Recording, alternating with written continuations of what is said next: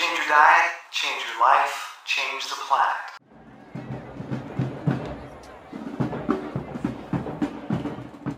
I'm a runner. When I start a race, there is only one place I can start that race. At the start. You may not like the start. You may not like the shape of your body, the size of your body, the age of your body. You may not like your job. You may not like your spouse. You may not like anything. You look down and you say, whoa, no. I don't like this start. I do not accept it. I do not want it. I'm going to manifest the finish line.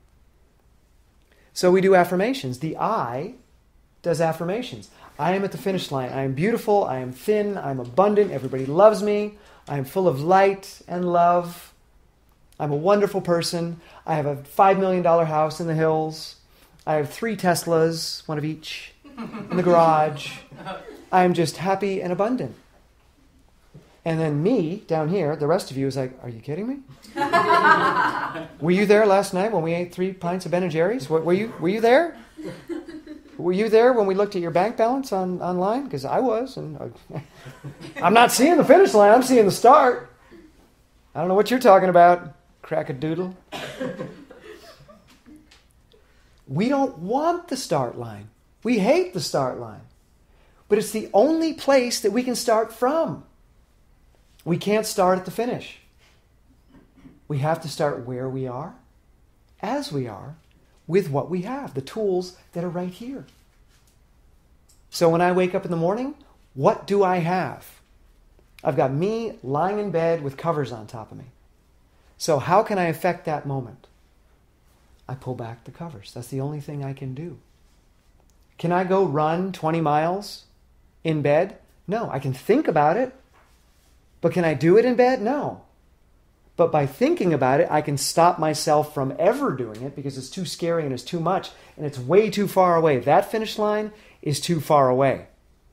And that's really the danger of depression, is you see the gap. I'm here and the finish line's way over there, and whoa, that gap is too big. I can't bridge it. I'm just going to give up. Why bother? I need to lose 100 pounds. Oh my, 100 pounds? That's too big of a gap. I quit. So I don't ever focus on what I have to do, what I must do, what I should do. I simply deal with what I've got where I am. Pull back the covers. And I check in with myself. I check in with me. How are you doing? Not so good. Okay. You pull back the covers. You okay with that? Yeah. It wasn't the coolest thing in the world, but it's done. Okay, what's next? Well, why don't you slide your feet over the side of the bed? Okay. How do you feel? All right. You happy? No. What's next? Find some shorts. Okay. Find a shirt. All right. How about some socks? Yep. Floor's kind of cold. Big, thick socks. And then I walk towards the kitchen. I don't call myself a raw foodist. I don't call myself a vegan. I don't call myself anything. I walk towards the kitchen. Then when I get to the kitchen, there's going to be other people there. And these people are going to be having omelets and bacon and pastries and instant oatmeal packets with brown sugar and maple syrup and all that kind of fun stuff. And there's boxes of sugared cereal everywhere, and there's a whole party going on in there. And I nod and smile and just keep moving, because my next task on my to-do list is to grab a banana. That's the only thing that I have to do today. It's the only thing on my to-do list. Grab a banana.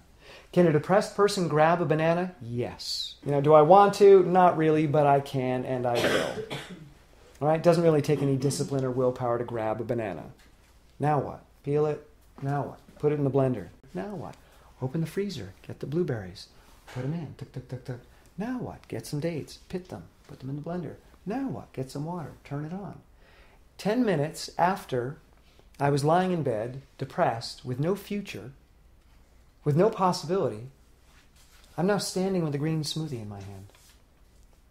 And the moment I take that first sip, I get excited. Because that's miraculous.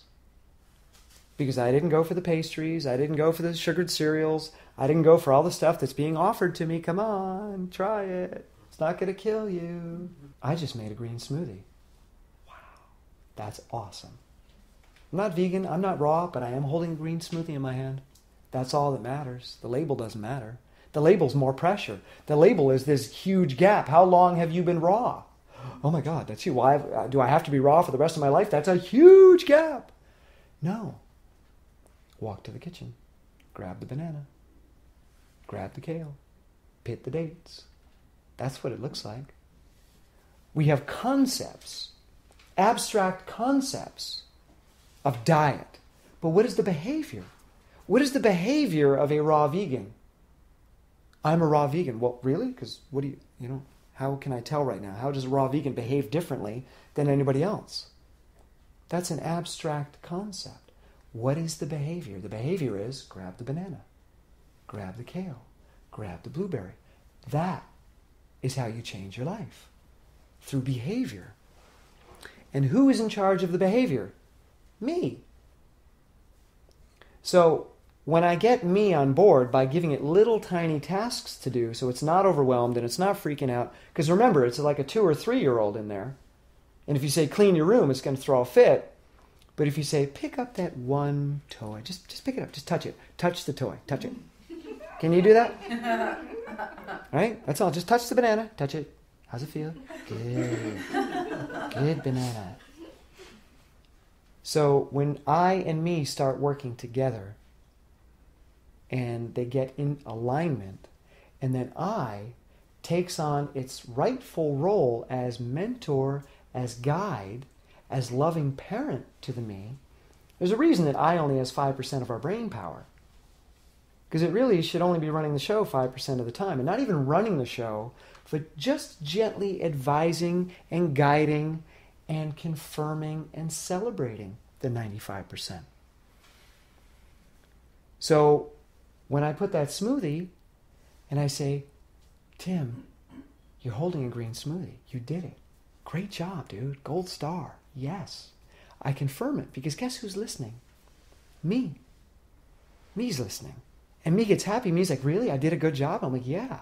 You did a great job. This is, oh my God, that's so good. Yeah, really? Yes. And suddenly my mood starts to lift. I'm not really depressed anymore. Not excited about life yet, but I'm not really depressed. Now I go back to my room a little bit faster, maybe check out some emails. I'll take half an hour to drink that smoothie. I chew it, get my saliva going. I experience it. I'm in the moment with it. I celebrate every bite, every chew, every swallow. What's next? I started out the day with no future. Because if you understand clinical depression, you can't see a future. There is none. People ask me, what do you want to do? What are your dreams? What are your goals? What are your aspirations? I don't have any. I see this. That's all I can see is this.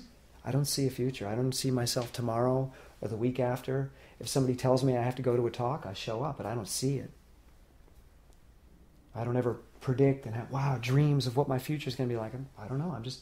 I'm walking through blackness.